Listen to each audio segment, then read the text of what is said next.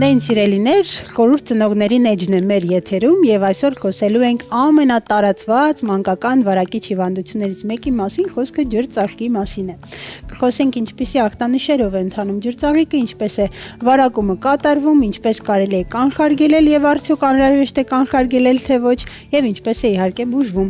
Այսօրվա իմ հյուրն է ինֆեկցիոն հիվանդությունների ազգային կենտրոնի մանկական բաժանմունքի վարիչ, բժիշկ վարակաբան Անահիտ Գևորգի Արաքելյանը։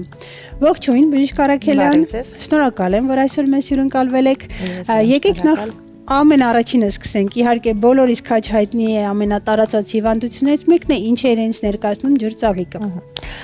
Ջրծաղիկը դա սուր վարակիչ հիվանդություն է, որը փոխանցվում է օդակաթիլային ճանապարհով։ Առավել հաճախ հիվանդանում են երեխաները 3-ից 10 տարեկանում։ Իհարկե ունենում ենք եւ ավելի փոքր տարիքի երեխաներ, որոնք վարակվում են ջրծաղիկով, եւ ավելի մեծ տարիքի երեխաներ։ Ինչպես ասացի, փոխանցվում է օդակաթիլային ճանապարհով, վարակի աղբյուր հանդիսանում է հիվանդ մարդը, հիվանդ երեխան, որը շփվելով շրջապատի հետ, վարակելությունը 70-ից 90% է։ Այսինքն եթե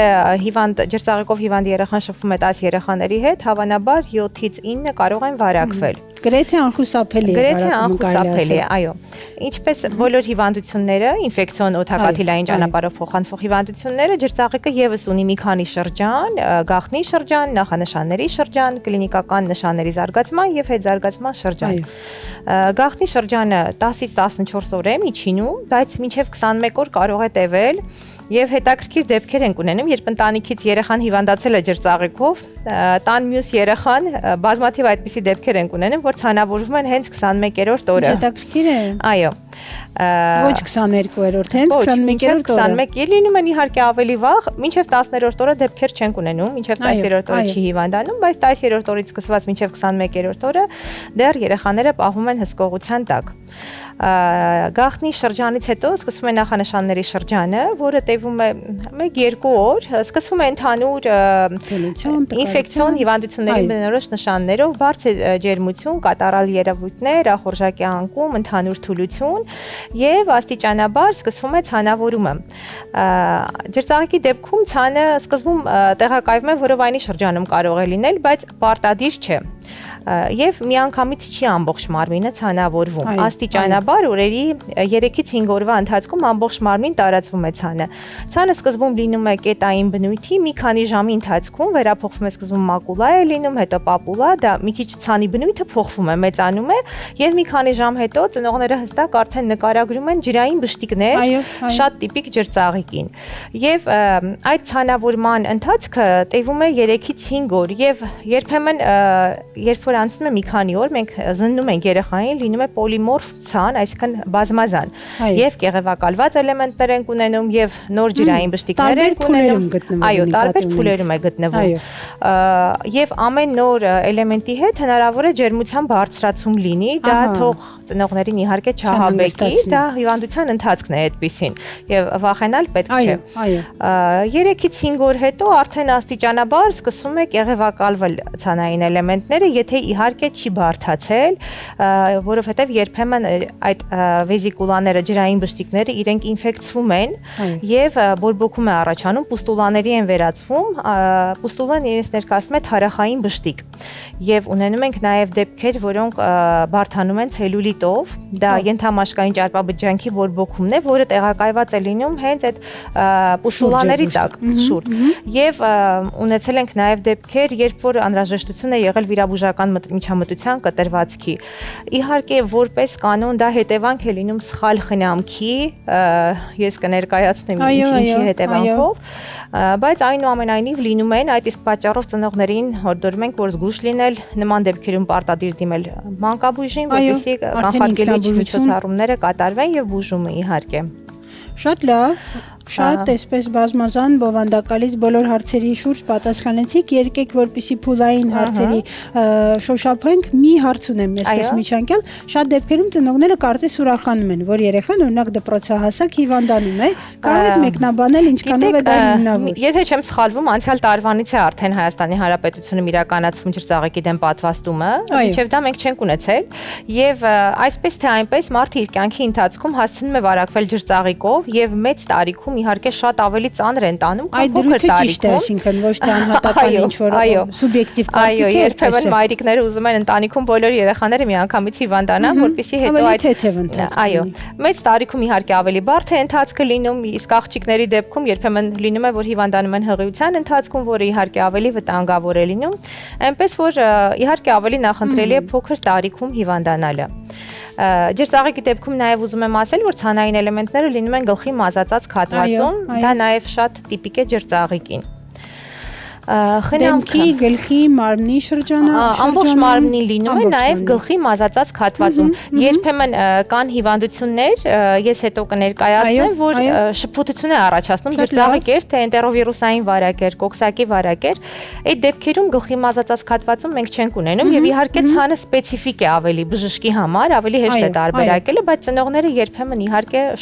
շփոթում են։ Շատ հետաքրքիր կլինի դեպք քննարկել, շատ լավ։ Եկեք խոսենք այո, խնամքից, ինչպես ասեցիք արդեն ակամա այդ հարցը ինչ սխալներ կարող են թույլ տալ, ինչպես խնամել բշտիկները եւ ինչ ժողովրդական միջոցներ են կիրառում, որ այլևս ակտուալ չեն։ Նախ ուզում եմ ասել, որ ջրծաղիկի բնորոշ կլինիկական նշանները, ինչպես նշեցինք, բարձր ջերմություններ, մարմնի ցանը, քորը, այդ դեպքերում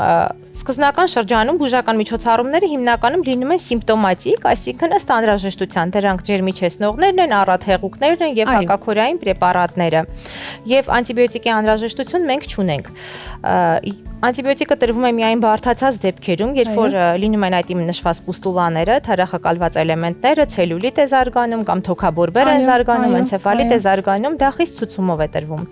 Հիգիենայի հետ կապված անհրաժեշտ է երեխային պարտադիր լողացնել, ես սա ուզում եմ նշել, քանի որ դեռ հին ժամանակներում փորձում էին չպետք էր լողացնել, երեխաներին այդպես պահում էին։ 20 օր Ինչ 20 օր պահում ենք այդպես 20 օր պահում էին այդպես, այո, եւ դա բերում էր մի շարք բարդությունների, նույն այդ վեզիկուլաների ինֆեկցվելը պայմանավորված էր հենց դրանով։ Այդ իսկ պատճառով ես ծնողներին միշտ իմ պացիենտների խորհուրդ եմ տալիս ամեն օր երեխային լողացնել։ Խոսքը չի գնում շատ տաք ջրով եւ տրորելով լոգանքի մասին, պետք է գոլ վիճակում եւ երեխայի լոգանքի գելով ցնցուկ ընդունել, որպեսզի մաշկի հիգիենան ճիշտ ապահովել։ Նախկինում ընդունված էր զանազան միջոցներ, բրիլյանտի կանաչ, նույն զիլոն կան։ Հիմա նաև կան սպիտակ քսուկներ, որոնք ավելի իհարկե վատացնում են վիճակը, քանի որ արտաքինից ծածկում են մակերեսը, այդտեղ ինֆեկցվել կարող է բշտիկը եւ առաջանալ ցելյուլիտներ կամ այլ բարդություններ։ Այդ իսկ պատճառով որևիցե քսուկներ ես խորհուրդ չեմ տալիս բշտիկներին քսել։ Եթե կարիքը լինի, բացի ջերմիչեցնողից, հակաալերգիկ դեղորայքից, բժշկի ցուցումով իհարկե նշանակվում է հակավիրուսային դեղորայք, որը ուղղված է հենց ջրծաղիկի բուժման դեմ։ Երևի թե դեղորայքը պետք չի հենց անունով նշել, բայց դա որոշում է բժիշկը։ Նույն ացիկլովիրն է բուժման պրեպարատը եւ դա որոշում է բժիշկը, անհրաժեշտություն կա երեխային նշանակելու թե չէ։ Այն երեխաները, որոնք իրենք առողջ են, այսինքն այլ հիվանդություններ չունեն, ժառանգական անամնեզը բեռնված չէ, անհրաժեշտություն չկա, բայց մինչև 1 տարեկան երեխաները, նորածինները իրենք իհարկե պարտադիր պահանջում են բուժում եւ հենց հակավիրուսային պրեպարատներով։ Իսկ անտիբիոտիկները նորից ընտրում է բժիշկը, եթե բարդություններ չկան հիվանդության ընթացքում, իհարկե կարիքը չկա։ Իսկ եթե կան, արդեն բժշկի ցուցումով անհրաժեշտ է ստանալ անտիբիոտիկներ։ Մինչ ամփոփել ուզում եի հարցնել, այ որ դուք ասացիք հակաքորային, դրանք քսուկների տեսքով չեն այլ հաբերի, թե դա հենց հակաալերգիկի էֆեկտներից մեկն է։ Հաբերի կամ կաթիլների տեսքով հակաալերգիկ դեղորայք ենք մենք նշանակում երեխաներին, բայց երբեմն երբ որ շատ խիստ արտահայտված քոր է լինում, կան նաև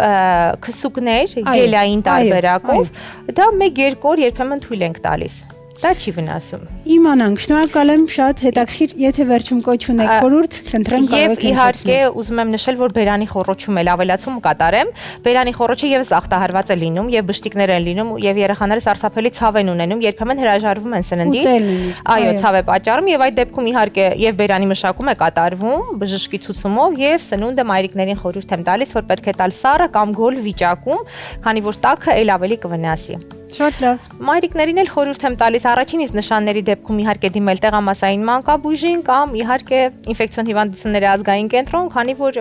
սուրվարակիչ հիվանդությունները հենց բուժվում եւ հսկվում են մեր կենտրոնի կողմից։ Եվ այսպիսի հիանալի բժիշկների կողմից շնորհակալ եմ շատ հետաքրքիր զրույցի համար։ Սիրելի հեռուստադիտողներ, ես ակամա հիշեցի, որ ինքս ջրծաղիկ ունեցել եմ բոլորովին ոչ մինչև 10-11 տարեկան, այլ 7-8 դասանում եւ կարելի ասել ամենածանր ընթացող իմ ինֆեկցիոն հիվանդություններից մեկը հենց ջրծաղիկն է եղել դժվար ընթացքով, այնպես որ միգուցե այդ դրույթը ինչպես բժշկուհին հաստատեց, ճիշտ է, վատ չէ, որ երեխաները դպրոցական հասակում հիվանդանում են ջրծաղիկով, բայց կարևոր է ժամանակին դիմել մասնագետի, հենց բժշկների խնամքը, տարական հիգիենան ճիշտ կազմակերպել, սիմպտոմատիկ բուժումը կազմակերպել բժշկի հսկողությամբ, որպեսզի սխալներ թույլ չտանք եւ իհարկե բարդություններ չունենանք։ Սա կարծում եմ ամենակարևոր հաղորդագրությունն էր այսօր։ Շնորհակալ եմ, գնացինք առաջ։